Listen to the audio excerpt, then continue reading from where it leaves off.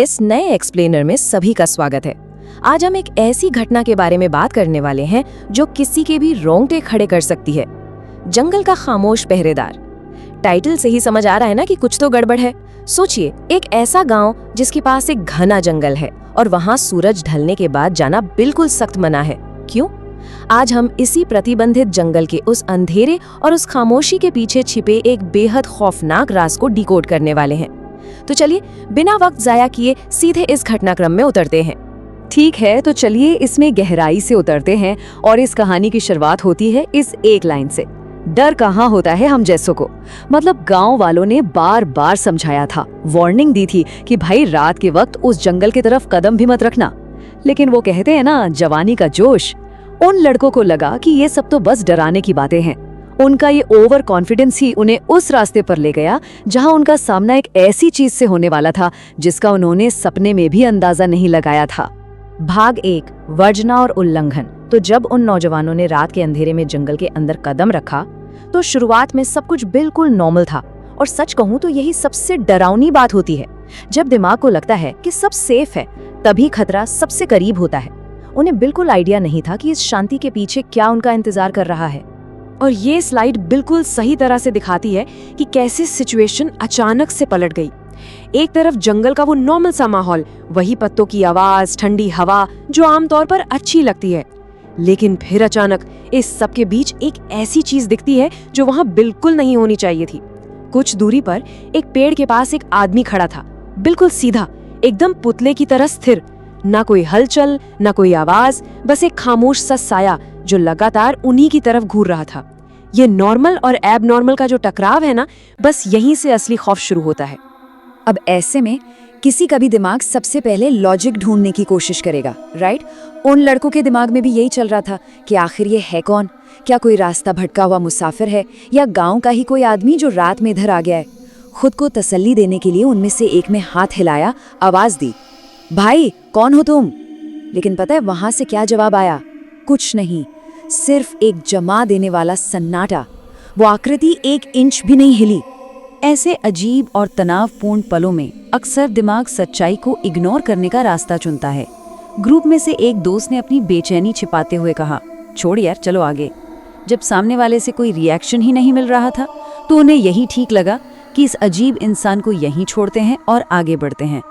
एक तरह से उन्होंने उस सिचुएशन से भागने की कोशिश की, उस घूरते हुए आदमी को वहीं छोड़कर जंगल में और गहराई की तरफ निकल गए। भाग 2, कम होता फासला। लेकिन कहानी यहाँ खत्म नहीं होती। दरअसल अभी तो सबसे भयानक हिस्सा शुरू होने वाला था। कुछ देर बाद जब वो वापस लौटने लगे तो उनका रास्ता उसी जगह से होकर गुजर रहा था। और जैसे जैसे वो उस पेड़ के करीब पहुंच रहे थे, एक बेचैनी बढ़ती जा रही थी कि क्या वो आदमी अभी वहीं होगा। चलिए अब आगे बढ़ते हैं और देखते हैं कि ये डर कैसे बिल्डअप होता है। पहले घंटे में वो जंगल में आए, सब बढ़िया था। दूसरे घंटे में उन्होंने पहली बार उस आदमी को दूर एक पेड़ के पास खड़े देखा। पर असली हॉरर छिपा है इस तीसरे घंटे में। जब वो लौट कर आए तो देखा कि वो आदमी अब भी वहीं था।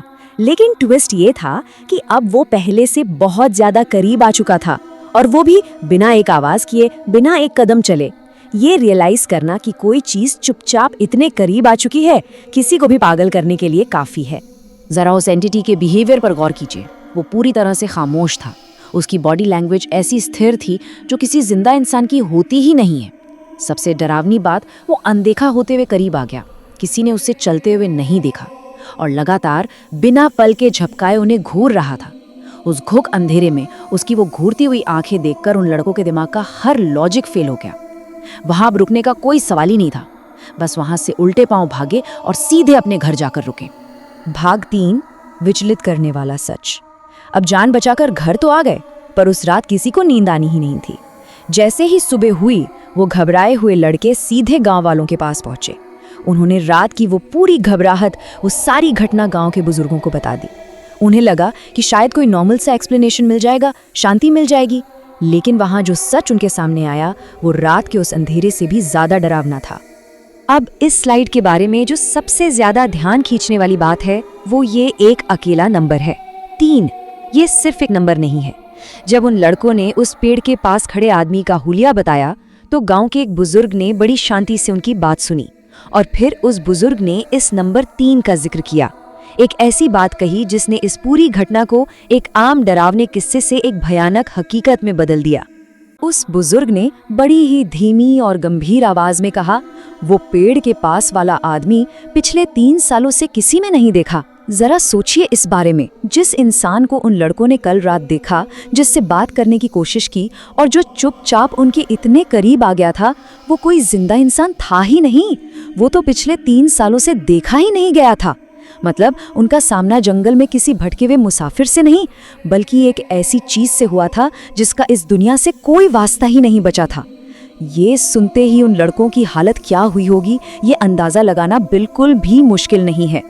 तो सबसे अहम बात यह है कि जब सदियों से चली आ रही चेतावनियों को मजाक समझकर इग्नोर किया जाता है, तो ऐसी ही चीजें बाहर आती हैं। इस एक्सप्लेनर को खत्म करते हुए एक सवाल दिमाग में जरूर घूमता है, उस अंधेरे में आखिर इंतजार किसका हो रहा था? क्या वो कोई आत्मा थी जो शांति ढूंढ रही थी, या उस घने जंगल का अपना ही को भयानक राज? कुछ सवालों के जवाब लॉजिक में नहीं, बल्कि उसी काले ठंडे सन्नाटे में मिलते हैं जो रीढ़ की हड्डी में सिहरन पैदा कर देते हैं। इस चर्चा में साथ जुड़ने के लिए शुक्रिया, और याद रखिए, कभी कभी अंधेरे में ऐसी चीजें होती हैं जिन्हें अंधेरे में ही छोड़ देना सबसे बेहतर होता है।